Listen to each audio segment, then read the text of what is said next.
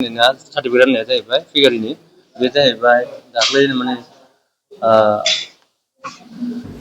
18 जुननिफ्राय जादोंमोन दा दिनै सार्टिफिकेट होनबाय माने 12 दिन जायो दा जोंनाव ट्रेनिंआ माने गोबां रोखोमनि ट्रेनिं दंबावो जेनेबा एग्रिकालचार दङ प्रडाक्टनि दङ प्रसेसनि दङ जेनेबा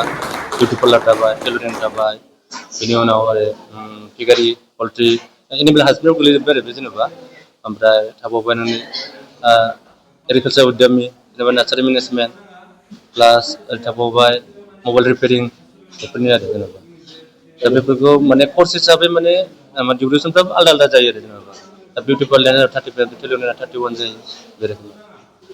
ट्रेनिंखौ बोरैहाय लानो हागोन खाबुआ जाहैबाय जोंनाव माखासे फेसबुक माबा दङ ओमफ्राय जोङो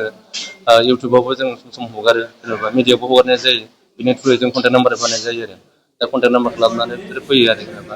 जोंबो एवारनेस थाङो गामि गामि थांनानै ब्लगाव थांनानै जों दिनैहाय क'क्राझार ब्लगाव फैदों दिनै सार्टिफिकेट रानदों प्लास जों इपि खालामदों माने एवारनेस प्रग्राम होननानै बुङो आरो जोंनिखौ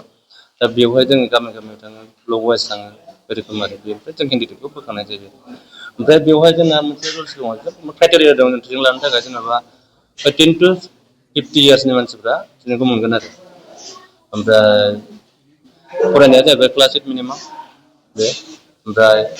आधार कार्ड पेन कार्ड भटार कार्ड ओमफ्राय रेसन बा बिपिएल कार्ड थानाय जानांगोन अब्लानो बे मानसिया माने ट्रेनिंखौ लानो हागोन आरो सार्टिफिकेटआ जाहैबाय मोननै मोनगोन मोनसे जाहैबाय एमअवार्डनिफ्राय मोनगोन ओमफ्राय जोंनिफ्राय इउनिभार्सिटिनिफ्राय मोनसे मोनगोन ट्रेनिंखौ लानानै बिसोरो जेनेबा गोबां माबा सुबिदाफोर माबाफोर बेब'स्था खालामना लानो हागोन आरो जेनेबा सरकारनिफ्रायथ' जेनेबा नोङो बेंकआवबो लानो हागोन माखासे साबसिडि लानो हागोन CM एप्लाइ खालामनो हागोन जेनेबा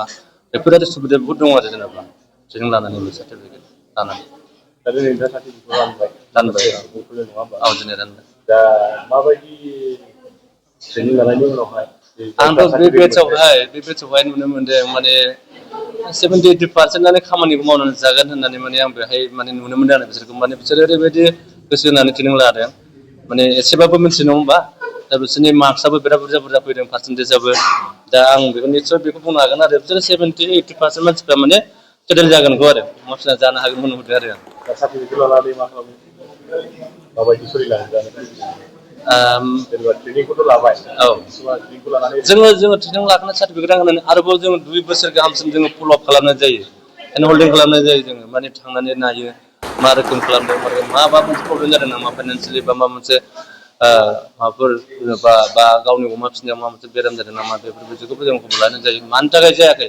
आरो सोरबा खालामाखै नामा साक्सेस जायाखै नामा बेखौबो जों खबर लाहैनाय जायो हेल्प मोनगोन जेनेबा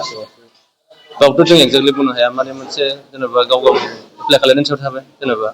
दा जों मुद्रा लन हरनाय जायो जेनेबा 50,000 दा बे आरो जोंनिफ्राय माने बेंकआव जोङो स्पन्सर खालामहरनाय जायो माने LDM थ्रु आरो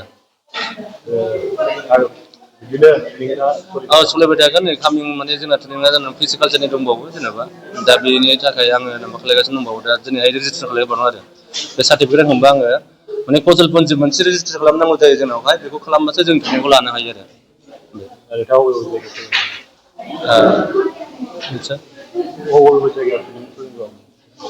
अबे जायगा जोङो जेनेबा मोनसे थायो जोंनावनो माने रेजिस्ट्रेसन ट्रेनिं प्रग्रामखौ नालाय ओमफ्राय बिदिनो माखासेखौ जोङो अफ केम्पास बिदिनो 10% 20%ल' थायोना बेवहाय जोङो अफ केम्पास खालामनाय जायो जाय पार्टिकुलारलि मोनसे जोंनाव इलेक्सन प्लान थायो बेनि थ्रुयैसो जोङो ट्रेनिंखौ खालामनो हायो आरो बेनि फारसे जोङो अनगायै खालामनो हाया आरो गोदान औ दा बेनि थाखायनो आङो दिनै कौशलपन्थि खालामनो फैनाय जादों आरोबाव माने फिजिकालचारनि थाखाय आरो मा दं फिजिकालचारा जाहैबाय ना फिसिनाय जेनेबा बेवहाय बे आरो कामिंआ दंबावो टेलरिं दंबावो जेनेबा बिउटि पार्लार दंबावो बिसोरो माखासे जाखांजोब्बाय मोनसे जाखांजोब्बाय आरो जाबावनो गोनां दं आरो दा सोरबाफोर लाबावबा फैनो हागोन आरो आंजों ज'गा लानो थाखाय आंनि मबाइल नाम्बार दङ दा बे मबाइल नाम्बारखौ स्क्रिनाव होनाय होबाय ना माने जोङो गोदान सलिनाय जाहैबाय जों आगष्ट 3 बा 4निफ्राय खालामनो सानदों बे आरो